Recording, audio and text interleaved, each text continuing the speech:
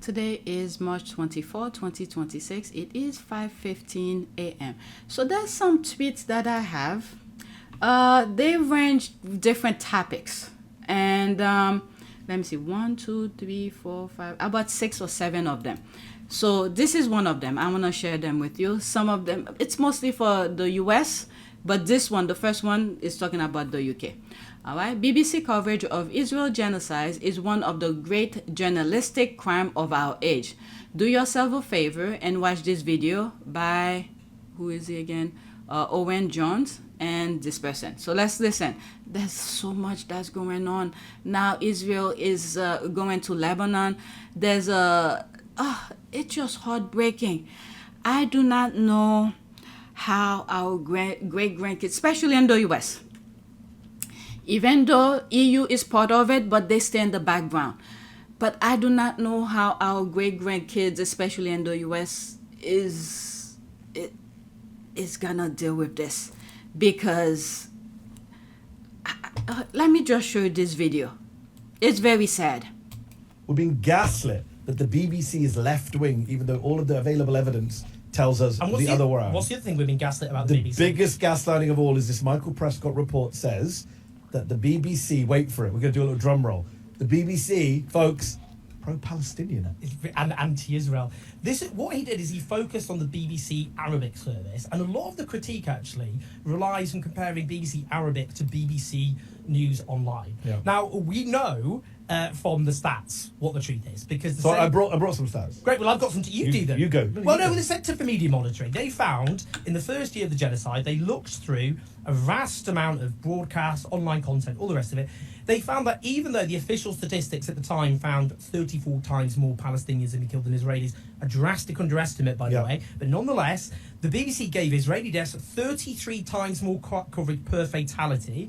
They used the motive terms 4 times more for Israeli victims. They applied massacre 18 times more to Israeli casualties. They used murder 220 times for Israelis and once for Palestinians. They interviewed 1,085 Palestinians compared to 2,350 Israelis. And they shared the Israeli perspective 2,340 times compared to 217 times. 11 times as much they did the Israeli perspective. The airbrushing of Israeli atrocities, the failure to name the perpetrator. Oh yeah, the lack of agency. All of the BBC News headlines online have been astonishing. I've mentioned this one before. There's one that got my eye always. There was one where a Palestinian man had lost 100 members of his family, and the headline was something along the lines of, "Man loses 100 members of his family." What, down the back of a couch? But they did where did he lose them? It was constantly. And it was like the 30th or 31st paragraph where they go, he says the Israelis bombed his family. You have to wait 30 paragraphs to find out who killed his family. But that's the other thing they do, because they would say, even when it was objectively true. So, for example, they did one headline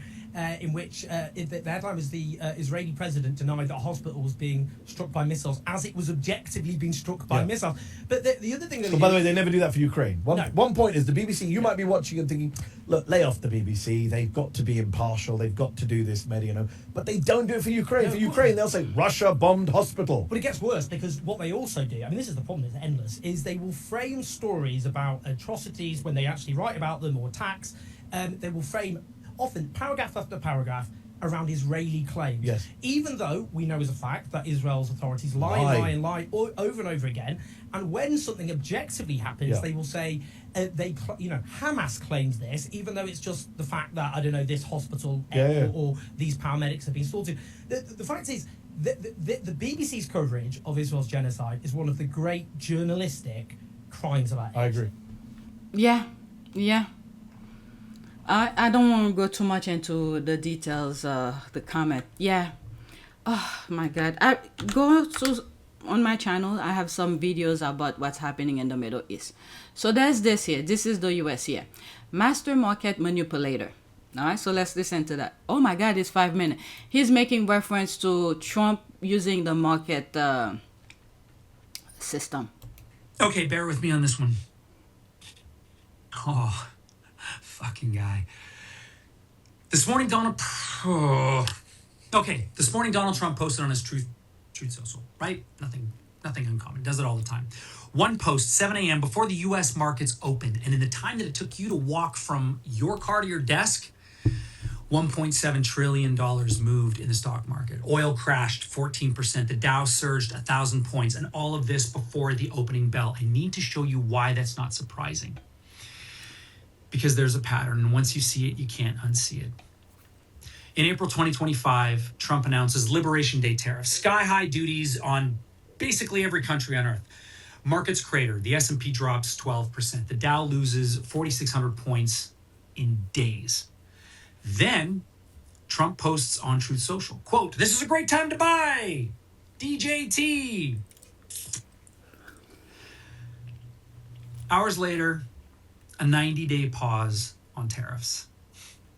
This is a great time to buy. Then he pauses on tariffs. Nearly $4 trillion were added back in market value within those hours. That's the pattern.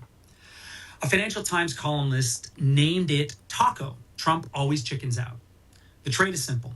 You buy stocks cheap after the Trump threat, which drives them lower, and then you sell it out at a profit after he backs down and the markets rebound.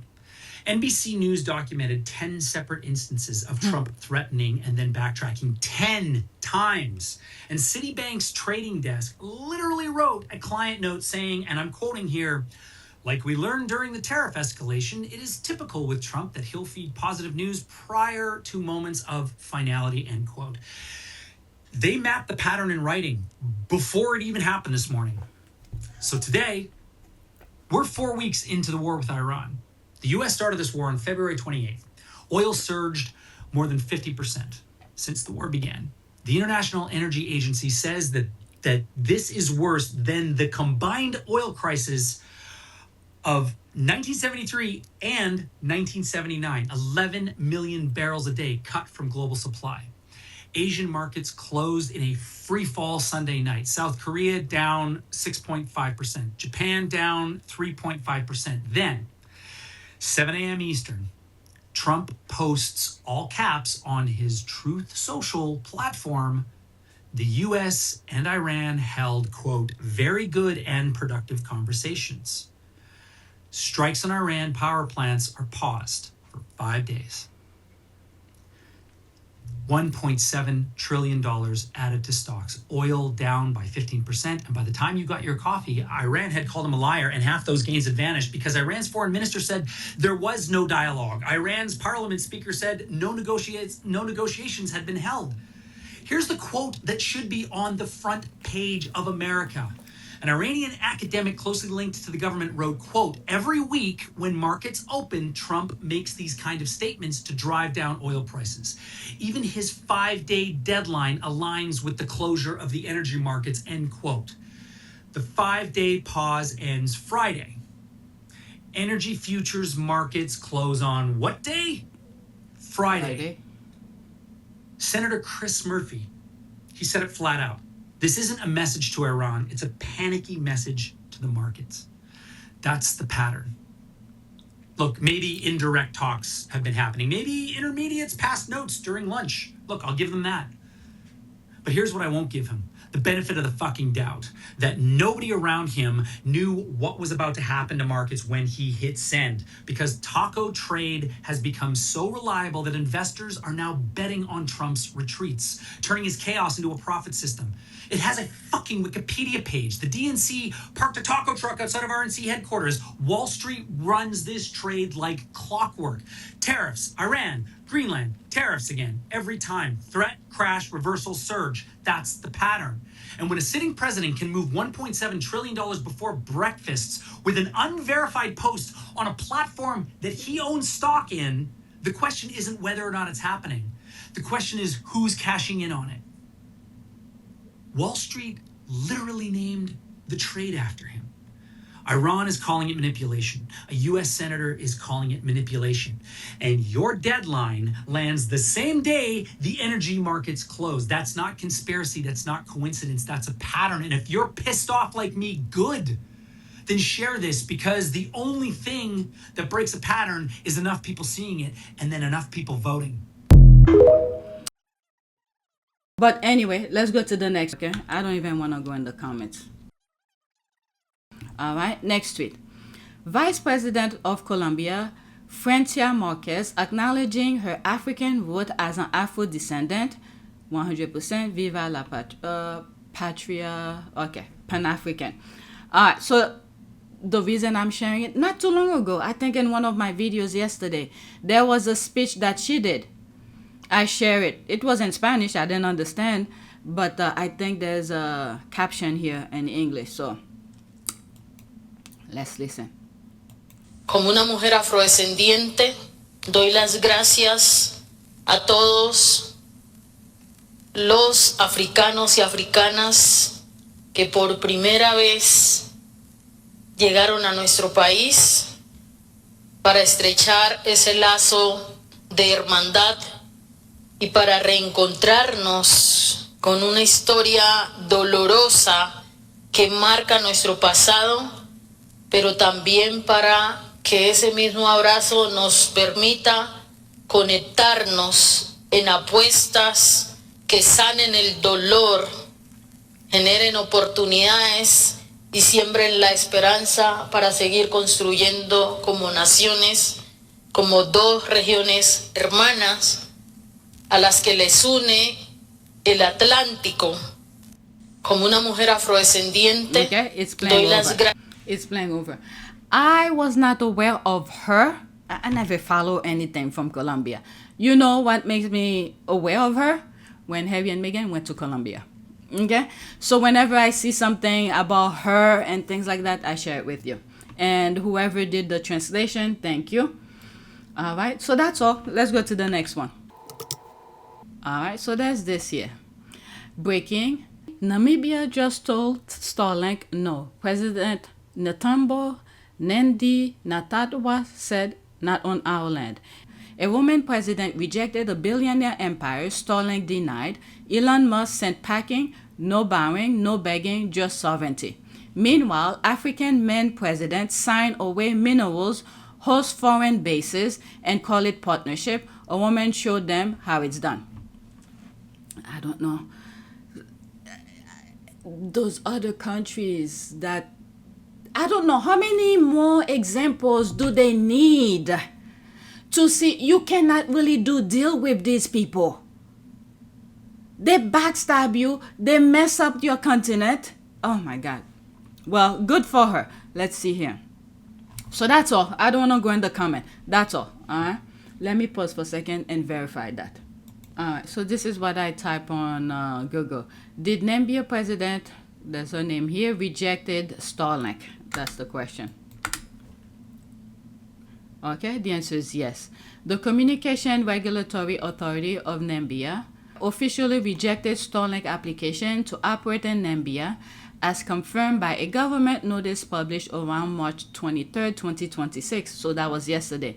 The regulator denied both a telecommunication license and radio spectrum access, halting the company's expansion in the country. All right, no license or spectrum. Like I've said, what's happening in the US right now, it's on a pedestal for the rest of the world to see. You either learn from it or copy the same mistake. A lot of things is happening in the US, so many other countries can learn from. All right, let's go to the next tweet. So this is true, okay? All right, so there's this here. Breaking news. What was it? I don't know if this is true or not, if he's still alive, because last week they claimed he was dead, so I don't know. Breaking news, Benjamin Netanyahu says it's not U.S. decision when this war ends, it's when the IDF say this war ends. Benjamin Netanyahu on a world stage made Trump look small and powerless. מוקדם יותר היום שוחחתי עם ידידנו הנשיא טראמפ. הנשיא טראמפ מאמין שיש סיכוי למנף את ההישגים הכבירים של צה"ל וצבא ארצות הברית כדי לממש את יעדי המלחמה בהסכם. הסכם שישמור על האינטרסים החיוניים שלנו. במקביל, אנחנו ממשיכים לתקוף גם באיראן וגם בלבנון. אנחנו קודשים את תוכנית הטילים ותוכנית הגרעין הדק וממשיכים לפגוע קשות בחיזבאללה. רק לפני ימים אחדים חיסלנו עוד 2 מדעני גרעין והיד עוד נטויה. אנחנו נשמור על האינטרסים החיוניים שלנו בכל מצב. מוקדם יותר... Well, the U.S. probably bombing Iran and stuff like that, but they shift their energy into Lebanon. They start bombing Lebanon again. They took over, they bombed a town. There was a video of it. It's on, these people are freaking monsters. There's a video that was out there. I'm assuming it's true. They took a drone. There were people who were in a tent, wherever shelter, because their house is bombed. So they took a drone and dropped something in there to put the tent on fire. These people are freaking monsters. They are monsters. They trap them in the area. They do not want these people to leave, okay? And they just bombing them. This is insane. This is insane. I do not know how our great-grandkids in the U.S. will be seen around the world, because the U.S. is allowing it to happen. But I understand there's so many other branches within the U.S. that tying up people. While they doing all of that, tying politicians who make deal with these people, now they can't get out of the deal, and then they're taking office to represent the people, and they're not holding the people. There's so many things that is happening here. When will the people know not to vote for certain people? It's unbelievable. Our children, great-grandkids are in deep shit. And the worst thing is, on top of everything, where are the Europeans? They're allowing him to bomb innocent people. All of this, the world is in deep shit. They're allowing him to do that for no reason. Our faith, we need our faith. It's unbelievable. And the other thing as well, this is the group of people our society, our great-grandkids gonna be living with around the world.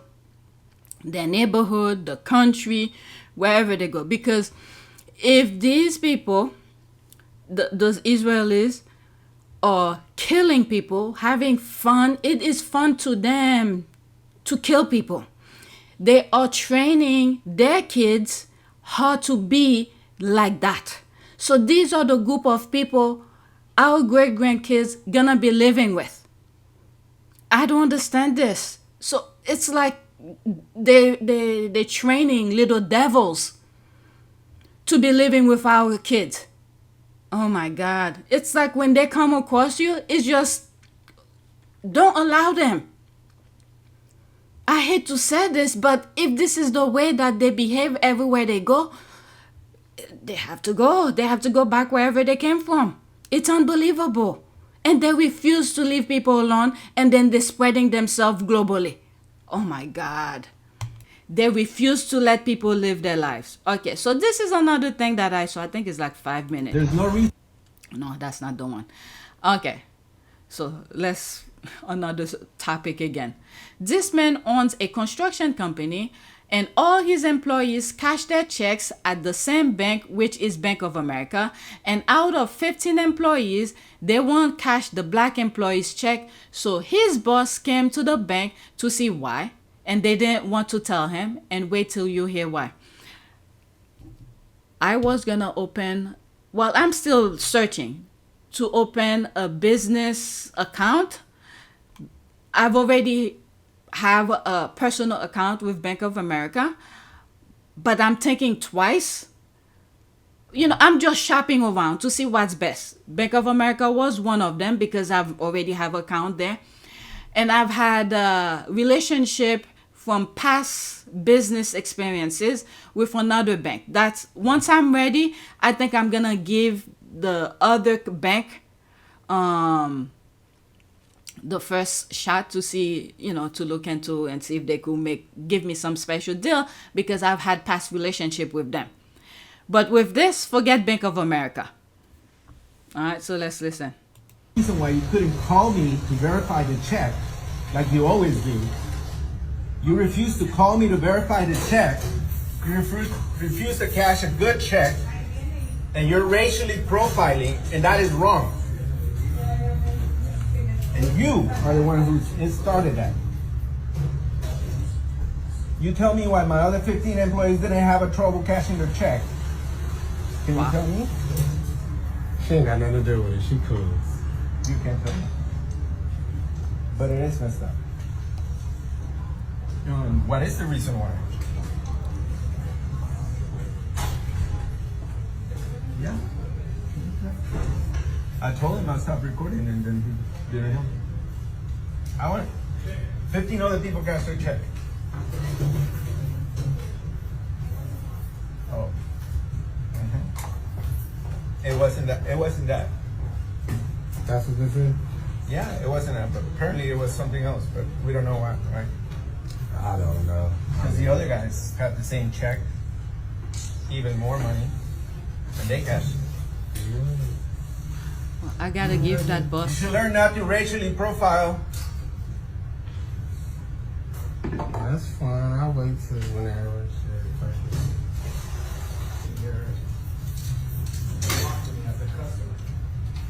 Can you tell me why you didn't call to verify the check? I get calls all the time verifying my checks. Can you tell me why he was the only one in my crew that couldn't cash his check when everybody else did? Have a good weekend, Meredith. Can you tell me, Meredith? Thank you. Happy 4th of July. You know, for your information, Calvin here is a carpenter from the union, and is a very hard-working man. Thank you. Thank you. You should treat him with respect. Thank you. All right, so here's the check. The guy said that my writing in the check didn't match the writing of my other checks. Bank of America. Yeah, which is the same thing, right? My writing, my signature, the spitting image of one another with a straight face. He's telling me that they don't match. Wow. So there's that. I gotta give that boss, that owner, kudos to take the time. I mean, when you're running a business, you don't have time for all these little things. When it should be a 1, 2, 3 thing and you're done with it, you move on to the next issue. All right, so that's my answer. Bank of America is done. I just create a company and then I need to create a business account with a. I'm not in a rush. That's the thing here. I'm not in a rush for that. So I was shopping around. I haven't contacted my old bank that I've done business with before. So that's the one I think I'm gonna do business with once I'm ready. I'm not ready. The business is set up. Everything is set up. I have all the information that I need to create a bank account for the business. But I'm not in a rush. There's other small little things I want to do first before I could create a account, because you have to maintain. Oops, let's pause it. There's certain things you have to maintain within the business account. Otherwise, they fine you. So I don't even need to start if I'm not ready. But I got the main things set up first and then do other things. And then with the Trump thing, right now, it's just not safe for many things. Because you just don't know when things might turn the other way. When you think you're going forward and then they pull you back. So I get one thing set up first and then fix my house a little bit. Not literally my house, but other things that I need to do and then move on. But the main thing is get the business set up first. All right, that's a bit too much information. This is my last tweet. Turning off the Face ID, check. All right. So I did a short video about him before. When you he's a lawyer. I came across him yesterday, and lately I've been seeing more of his videos. So he's sharing some information, especially for people who live in the US. So let's listen to him. Please take a second and switch off the Face ID on your phone. If you're going through an airport, I don't care if you're white, I don't care if you're a citizen, I don't care if you're a migrant, just turn it off and use a passcode instead of the Face ID if you're going through the airport. Because you're gonna have to put your phone in the bin, and it's very likely an ICE officer is gonna be handling your phone. People don't realize this, but officers can hold phones up to your face and access everything on your phone, your texts, your emails, your tax returns, everything that you have saved, your photos, any memes you're sending people, and it can be used against you in court. I have lost in court many times trying to get shit thrown out that officers accessed on phones using Face ID. So put that passcode on there. That way, if they want to access all your private information, they have to ask you for that passcode. And you're going to say, no, thank you. Under the Fourth Amendment, it's protected private information. Bye. Let's set a passcode that isn't 1111. Okay, let's at least do 2222. All right, so I hope people get that. I don't use many of these things. I'm way behind on a lot of technologies. Face recognition, this kind of thing, to make things easier, no. So I thought I'd share that with you, all right? All right, so I decided to add this, all right? Breaking, Jessica Collins is missing. From app, quote, Jessica Collins is an Epstein victim who created this video so we can hear and spread her story if she went missing. She's been missing since September 2025. Please repost. All right, so it's some crazy thing that's going on. Almost 3 minutes, and that'll be it for this video, okay? In the news is because I am a real victim. Wow. Real victims are not being represented by attorneys or in the media. I agree with her because with the Virginia Giuffre with Epstein, all right, I don't think she knew any better back then with the Florida case. So I did a video about it, talking about was it the Epstein agreement, 2009 agreement? Go watch it. Let's listen. I was trafficked to Jeffrey Epstein and Andrew Windsor by Deborah Palfrey, the DC madam. I was a student at the Catholic University of America in Washington, D.C. in 2002. I answered an ad in the city paper. Wow. The ad was ambiguous. Deborah was professional. I thought I was going on a real job interview. Instead, I was drugged and raped by Paul Hung. I tried to tell Deborah what happened, but something she said made me realize she knew what happened. At that point, they had my driver's license, and I did not know what to do or where to go for help. At that point, I was driven by Jonathan Luna to the Bethesda Marriott on Pooks Hill, where Jeffrey Epstein and Andrew Windsor drugged and raped me. Wow. I have tried to get help. I called the police. I was abducted for 2 weeks. I was moved from Washington, D.C. by Ed Norris, who was the superintendent of the Maryland State Police. He is now an actor on the show The Wire and has a radio show. My name is Jessica Collins. I live in Virginia. Today is September the 3rd, 2019. Wow. If anything happens to me, it's because this information is true, and I have a lot more information about who I was trafficked to in the government, people who are in the White House today. If you could redistribute this video, please save it and redistribute it. If anything happens to me, at least I have this out. I have been threatened. My car was disabled by a government employee when the Jeffrey Epstein news broke. I have been without a vehicle for 40 days. I don't know what else to say. Please save this video. Please redistribute it.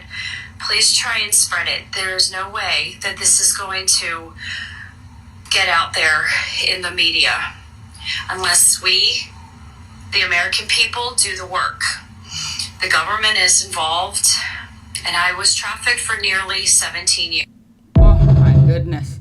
And this one is saying, let me move it back. I just wanted to read this. Epstein victim Jessica Collins dead man switch video, trafficked for 17 years. She's been missing since September 2025. All right, so that is it. God help us. God help us. Please take a moment to subscribe, like, and share.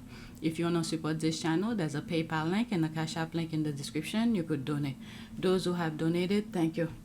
God help us. God help us. God help us.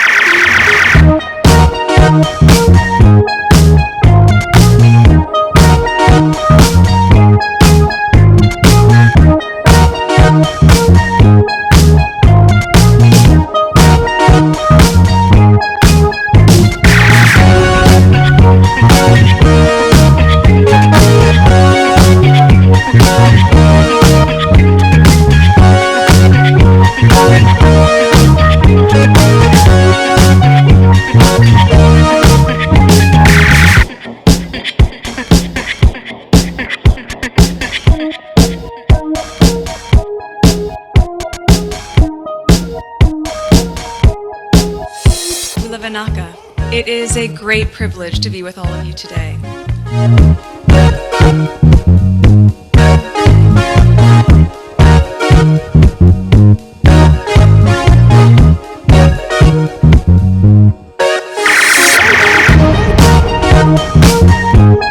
You know, we ask for forgiveness and please come back.